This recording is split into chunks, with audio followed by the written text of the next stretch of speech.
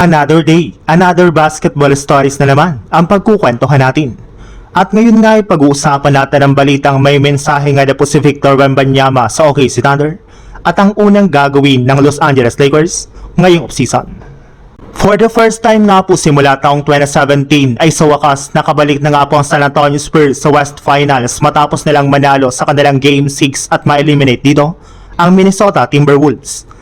Kaya marami na nga po sa mga fans ang tuwang-tuwa sa nagawang achievement ngayon ng kanilang team, gayong ilang taon na rin naman nga po ang kanilang hinintay bago ito nangyaring muli. Pero kung si Victor Wembanyama nga po ang inyong tatanungin, bagamat man nga po masaya siya sa nagawang pagkapanalo ng Spurs sa kanilang serye kontra sa Wolves ay hindi para naman nga po pwedeng mag-celebrate ng todo ang kanilang kupunan. Hindi para naman nga po tapos ang kanilang trabaho at mas nakafocus na rin naman nga po sila ngayon sa kanilang Western Conference Final Series kontra sa OKC Thunder.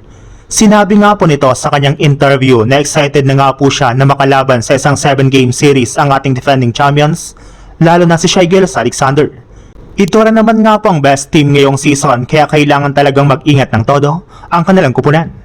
Alam na rin naman nga po ni Wemby na undefeated pa rin ngayon ang OKC Thunder sa pagkakaroon nito ng napakadominanting record sa postseason na umabot ng 8 wins at 0 losses.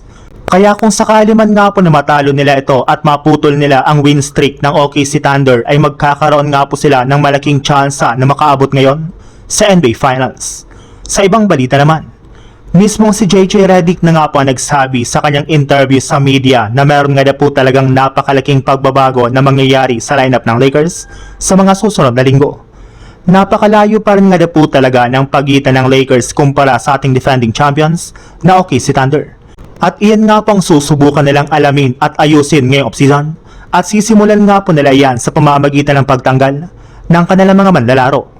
At isa nga po sa mga gagawin nila ditong prioridad ay ang kanilang front court kung saan balak na nga po nilang tanggalin dito ang kanilang dalawang big man na sina DeAndre Ayton at Maxi Kleber.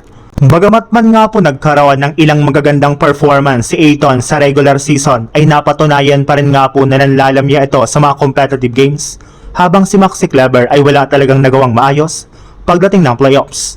Mas pipiliin na lang naman nga po ng Lakers na panatilihin sa kanilang team ang kanilang backup center na si Jackson Hayes na siyang nag-iisa nga po nilang big man na nakatulong talaga ngayong season sa kanilang kupunan. Kaya as of now nga po hanap na lang sila ng dalawang bagong center na papalit kina Maxi Kleber at DeAndre Ayton. Marami na naman nga pong mga center ang available ngayon sa free agency market na pwede nga po nila makuha sa mga susunod na buwan.